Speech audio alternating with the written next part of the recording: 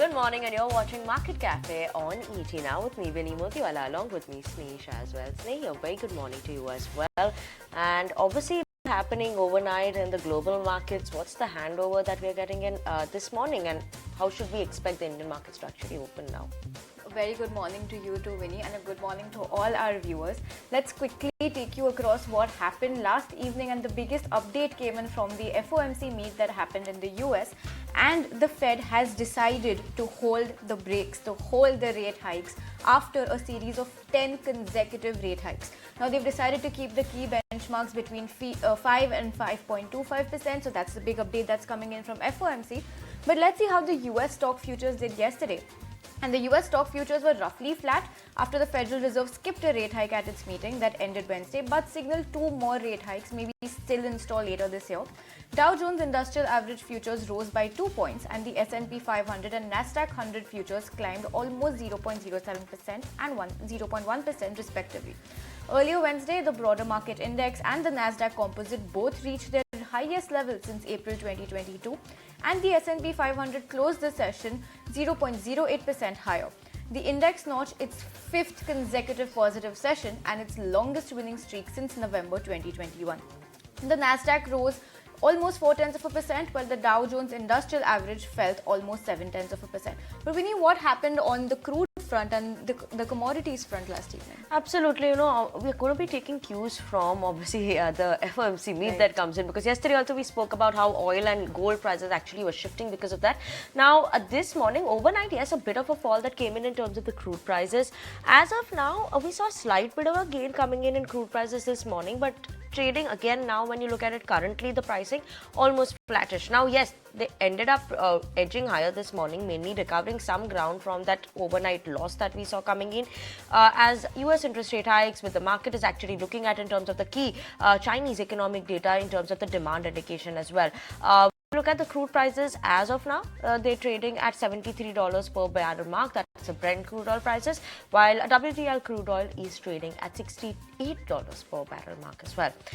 Just let me look at what gold prices are doing. Gold also actually trimmed the gains that it saw after the US Fed signaled a bit more in terms of the rate hikes, and gold prices are at $1,948 per ounce mark. Keep an eye out on that one, because it's fallen below that 1,950 per ounce mark. So gold prices seeing a bit of a jitter. It's down as much as 1% this morning when I'm looking at the rates as of now as well. Keep an eye out on that commodity front as well, whether they actually start seeing some recovery coming in terms of gold prices, or does it see a further decline. That's a cue that we're watching out for. Right, and let me also take you through what the European markets did then. They closed higher on Wednesday as investors look ahead to a widely expected announcement of a pause. So that came in from the Fed Reserve, and the benchmark stock 600 provisionally ended 0.5% higher, with most sectors in the positive territory. Mining stocks climbed 2.5% to lead gains, while travel and leisure stocks dipped 1.1%. But also now let's quickly shift focus to all the important cues that you should be watching out for in trade today. And the India trade balance figure is expected to come out today, along with the Eurozone ECB rate decision. So keep an eye out on that one. It's an important figure. US initial jobless claims will come out today, along with the China industrial production. So big numbers coming there. On the AGM front, you've got Rallis India that's going to have its annual general meeting today. On the other corporate action front, you've got Satin Credit Care, which will mull fundraising proposal today. Along with that, you've got Wipro. Today is the last day to buy Wipro to be eligible for a buyback, so keep an eye out on that stock. Last day to buy for dividend eligibility, you've got a list of names over there like Angel One, HDFC Life, Piramal Enterprises, PFC, Torrent Power and Wellspun Corp. So keep an eye out on all those stocks. Among other events, you've got Varun Beverages. Stock is going to trade ex-split today, so also that stock will be in focus. So keep an eye out on all these cues to watch out for in trade today.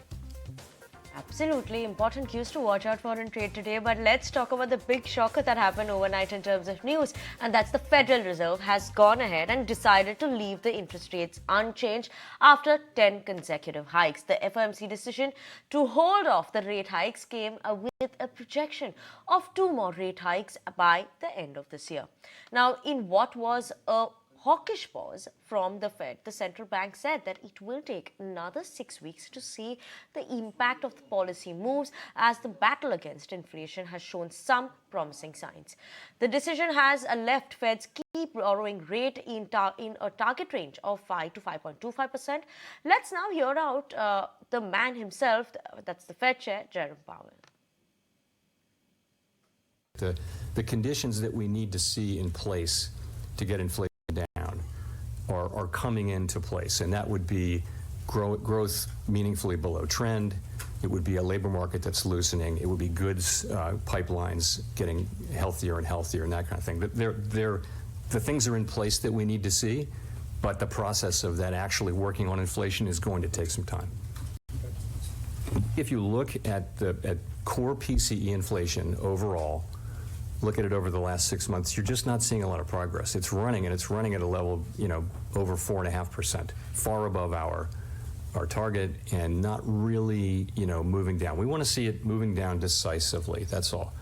Of course, we are going to get inflation down to 2% over time. We don't want to do. We want to do that with the minimum damage we can to the economy, of course. But we have to get inflation down to 2%, and we will. And we just don't see that yet. So, hence you see today's policy decision, both to write down further rate hikes by the end of this year, but also to moderate somewhat the pace with which we're moving. Now, shifting focus then, sources suggest that Microsoft chief Bill Gates is set to meet Chinese President Xi Jinping during his visit to China. Now, the meeting will mark Xi's first meeting with a foreign private entrepreneur in recent years. Sources also suggest that the meeting might be one-on-one, so it might be on an individual basis, but what seems to be on the agenda still remains unknown. Okay, let's move on and talk about the car maker Tesla. Finally, that snapped its 13-day winning streak. It was through this stretch of gains that the company added as much as $200 billion to its value. Tesla shares rose by as much as 40%, boosting its market value by a whopping $814 billion. The market cap gains during the run came nearly $250 billion, or more than the entire value of Japan's, which is the second most valuable automaker in the world. And top-rated Canadian broadcaster Bell has slashed as many as 1,300 rules, shutting 6 radio stations and selling at least 3 stations as the company's coffers dry up. The layoffs will mostly affect management and follow thousands of cuts in the media industry that has been wrestling with dwindling ad dollars, elevated levels of inflation, and the ongoing shift from cable TV to streaming. Moving on, in a big blow to the search engine giant Alphabet's Google may have to now sell its ad tech business to address the concerns around the anti-competitive practice flagged off by the European Union regulators. The European Union regulator has threatened the company with its hardest penalty to date, and the stakes are higher for Google in this latest clash with the regulators as it concerns the company's biggest money maker, with the advertising business accounting to 79% of the total revenue last year. Right then, and staying with updates from Europe, the European Parliament has passed a draft law known as the AI Act, and this is the first rule book to regulate the emerging technologies like artificial intelligence. We are now joined by my colleague Harsh, who has more details on this. Harsh? Well, the buzzword at the moment is artificial intelligence, but most people in that fraternity are looking at another key word as part of this setup, which is regulation.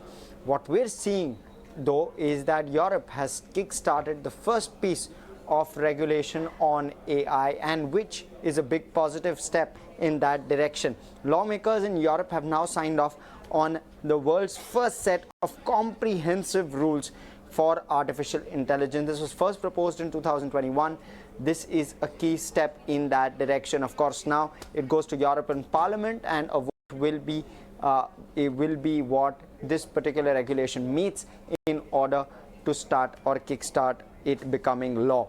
4 rules largely have been elaborated to make sure that the regulation stays in place, all the way from minimal to unacceptable. That's the level of risk for each AI which comes through will be bucketed in one of these 4 rules. And what will therefore arise as part of this is riskier applications like those for kids will face slightly tougher requirements.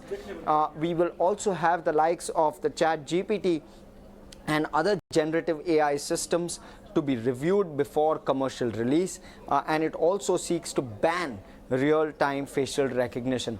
All of that coming through in this particular bill. Of course, this is a landmark because this will be the start to what could be the benchmark or could be the absolute platform on which regulation across the world starts getting built with regard to AI. And while Europe is not a big player in AI, you have larger players in the US as well as China, but this is a critical first step, and probably US and China will use this platform to kickstart the AI regulation in their respective countries as well.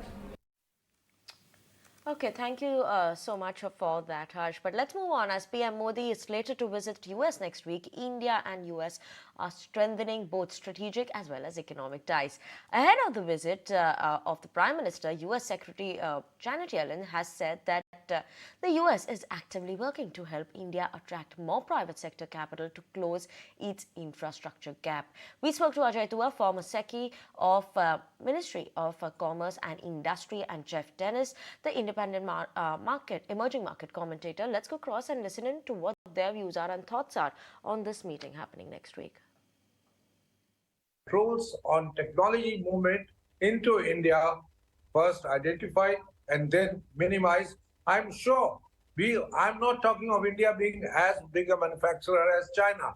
We are talking of the China plus strategy. In that, I think India is well poised, and I do expect, with the correct political signals coming and the private sector on both sides being very enthusiastic. Yesterday's meeting in India, US-IBC meeting, which Mr. Blinken attended, what was the outcome? Economic ties at heart of Indo-US strategic partnership. Is obviously encourage more partnerships between US companies and Indian companies, so that we generate potentially more investment from US companies into India. That's a good starting point. And obviously this will be a focus of attention when Prime Minister Modi visits the US next week. So I think it's mainly a question of improving, if you like, the corporate links between the two countries. Right, let's move on then. And around 7,500 HNIs or high net worth individuals left India in 2022. The number is expected to cross 6,000 this year as well, according to a report. But why are more and more HNIs choosing foreign shores? My colleague Vikram Oza explains.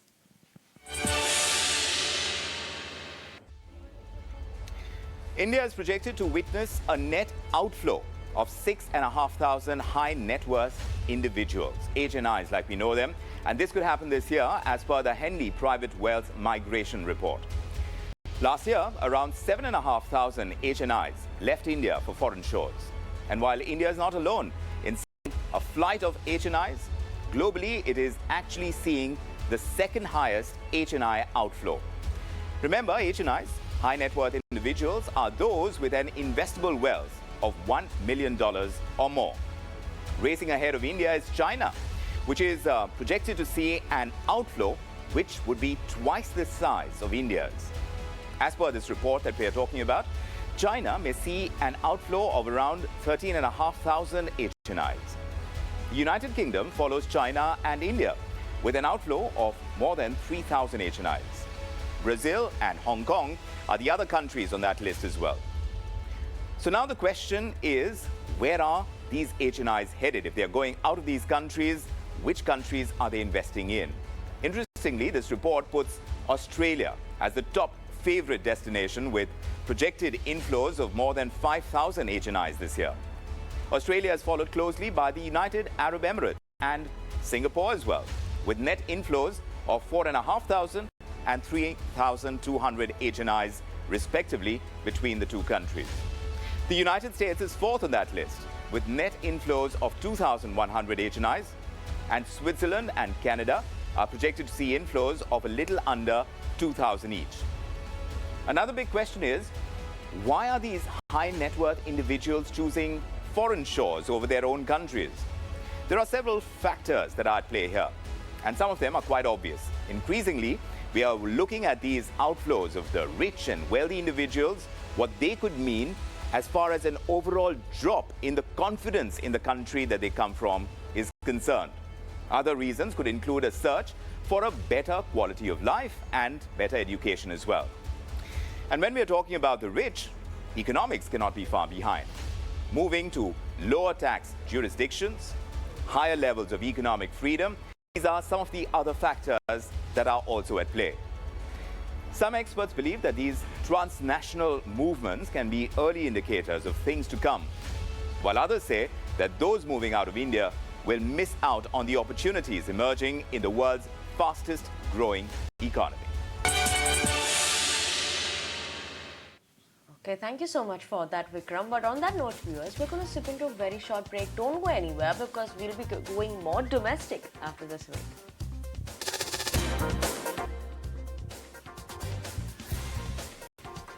Welcome back, and you're watching Market Cafe on ET Now.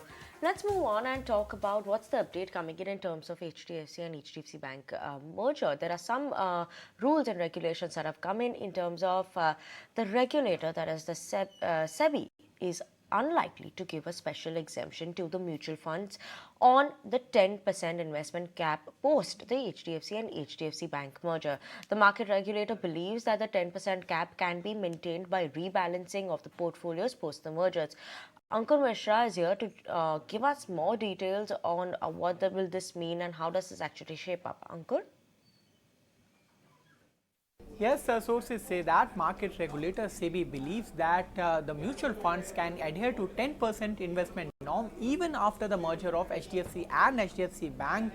What we have gathered is that there has been meetings which has happened between mutual funds and the regulator, and the view which regulator has given so far is that there is unlikely any exemption which is going to be given to mutual funds. In fact, the regulator believes that the norm can be adhered even by the rebalancing of the portfolios which can be done by mutual funds, and hence much of the impact should not be there. In fact, the mutual funds which we spoke to also said that the impact will be limited on the fund houses. However, a near-term challenge would definitely be there after the merger is announced.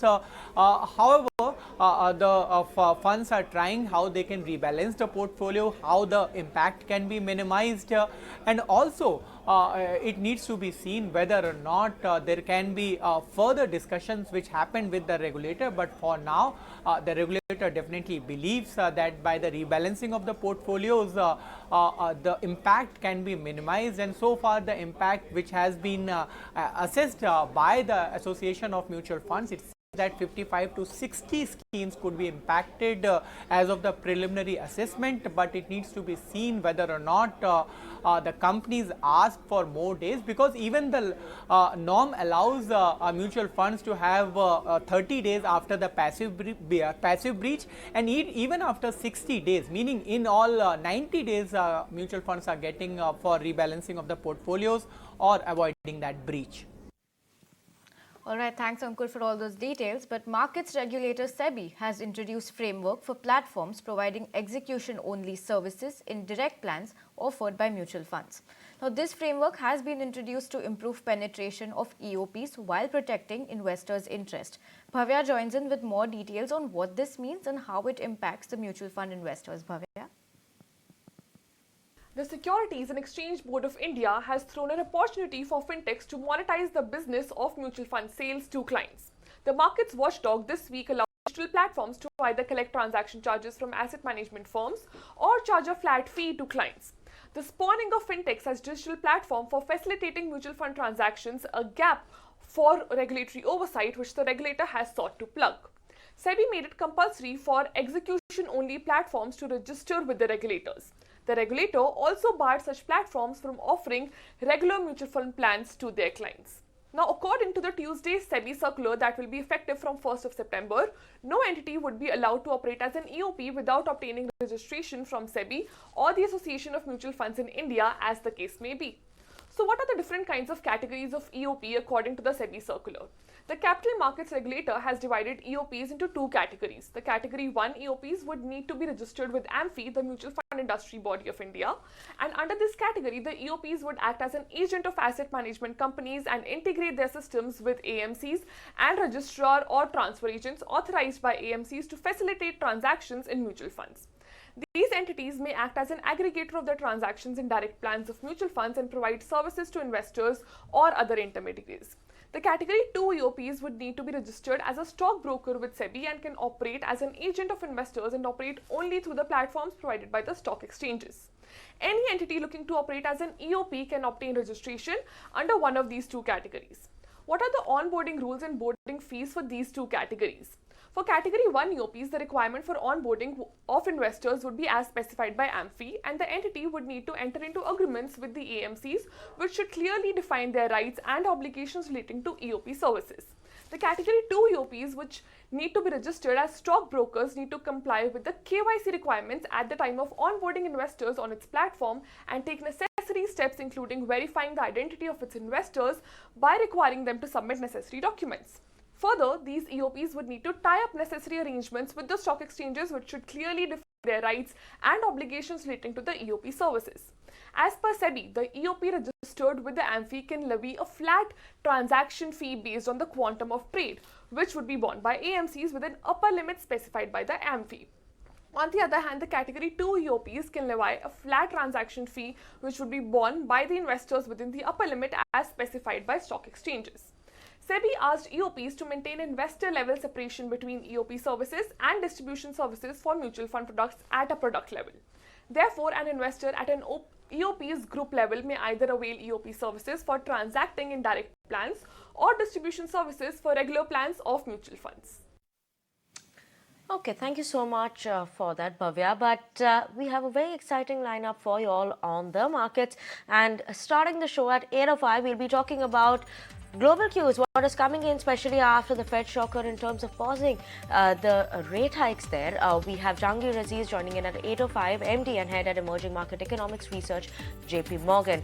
Moving on at 9:20 to talk about the Indian markets, what should we be expecting from the country and the markets going forward. 9:20 a.m. we have Rahul Chadha, CIO at Mirai Asset Global, talking about the markets.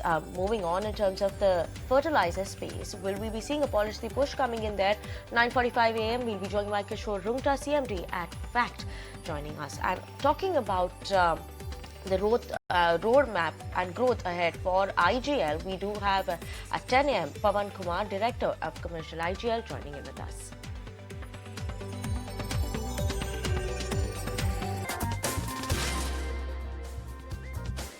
Welcome back and thanks for staying tuned to Market Cafe. This is ET Now. Now, we're joined by Ansh over here to quickly take us through all the stocks that are going to be buzzing in trade today and the ones that you should be keeping an eye out on. Ansh, good morning.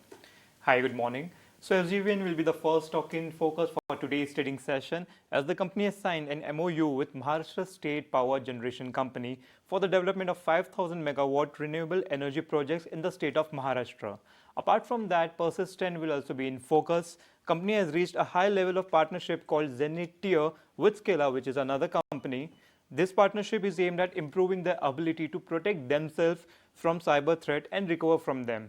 Lastly, HCL Tech will also be in focus. The company and Google Cloud are teaming up to promote generative AI technology. Company will train thousands of experts to help businesses implement Google Cloud's generative AI models. So keep an eye on the stocks.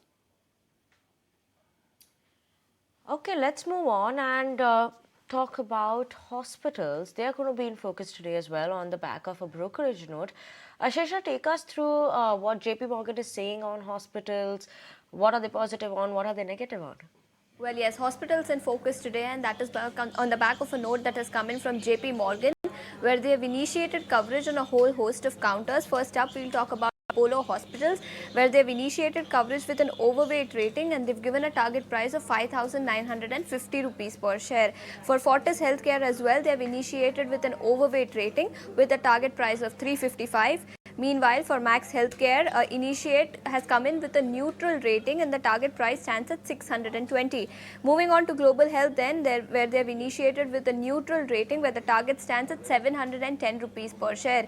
JP Morgan believes that all of these companies or hospitals are ripe to absorb expansion going forward. Secular growth and supply challenges offer promising growth prospects for all of these hospital companies. Sustained demand and occupancy at near optimal level necessitates expansion for these hospital companies. They also say that profitability has improved over the last couple of quarters and it is expected to sustain going forward. As far as EBITDA is concerned, they expect 19% EBITDA CAGR over the period FY23 to 26. So that's initiating note that has come in from JP Morgan, and on account of this note that has come in, all of these counters will be in focus today.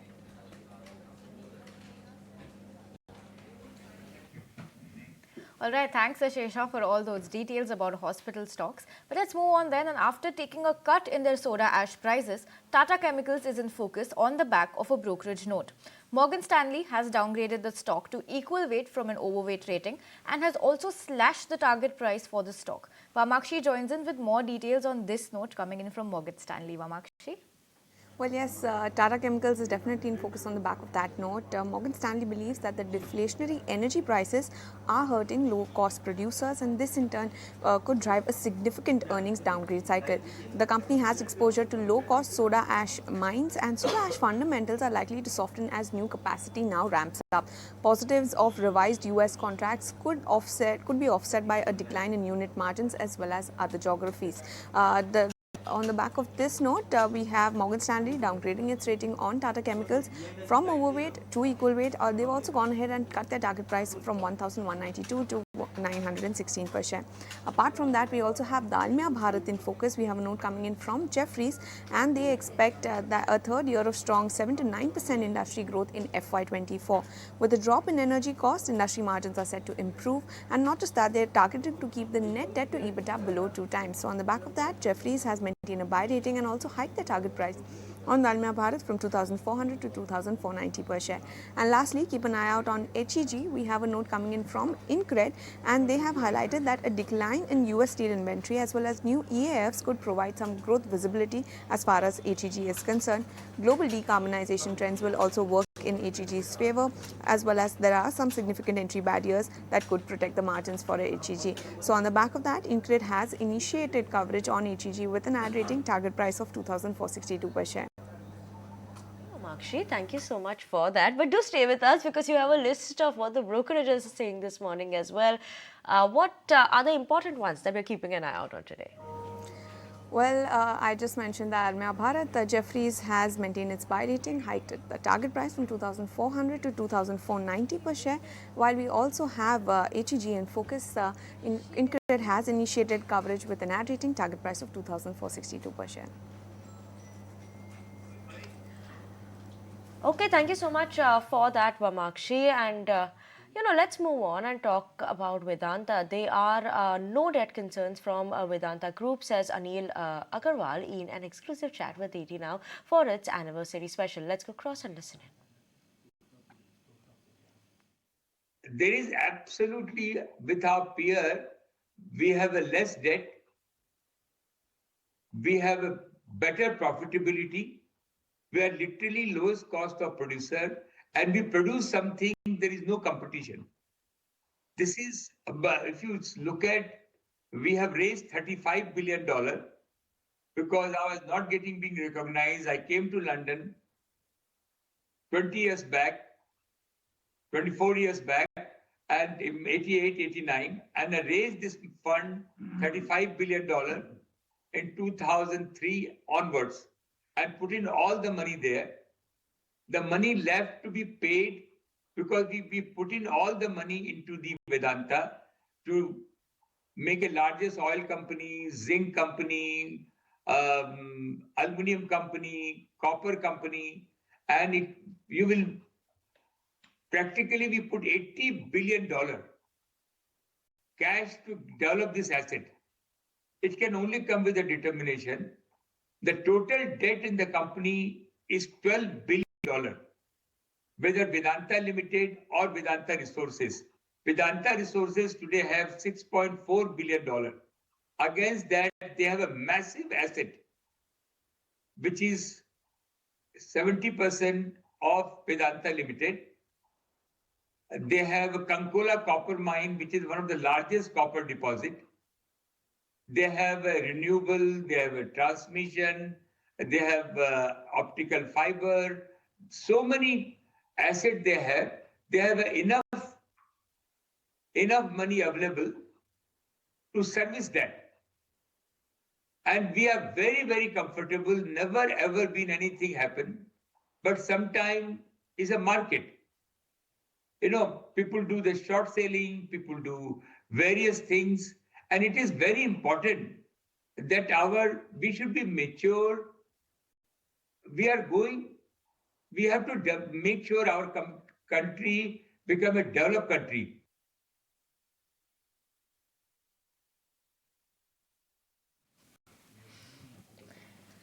All right, and Akasa Air is also going to be in focus today on the back of various news flows then. But then let's quickly move on. And a day of heightened deal activity on Dalal Street today, and stocks like PNC Infra, UTI AMC and Spandana Spurti will also be in focus today. We'll get you details on that shortly. Absolutely, Snehi. And just, talking about Akasa Air and what is happening over there, that Akasa Air is actually eyeing a $75 to $100 million via fresh equity, and the move is to dilute Jhunjhunwala family's 46% stake. This is according to ET reports. Now, what furthermore we are getting in that the airline will use the funds to make pre-delivery payment for the aircraft, and Akasa had placed an order for 72 Boeing 737 MAX, out of which 19 have already been delivered.